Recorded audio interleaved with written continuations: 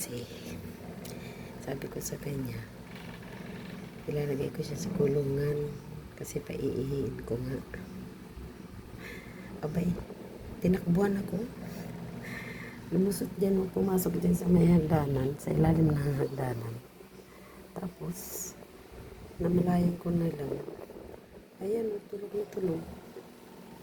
Kita ko na lang siya tulog na dyan. Uutak talaga, tinulugan ako. Ayan, tulog na tulog. Sakit sana ako. Kaso lang baka magising. Hinayaan ko na lang. Ayan. Para makatulog din. Mamaya ko na lang siya pag ilalagay sa kulungan pagising niya. Ayan. Tulog na tulog ang aking alaga. Ako di makatulog.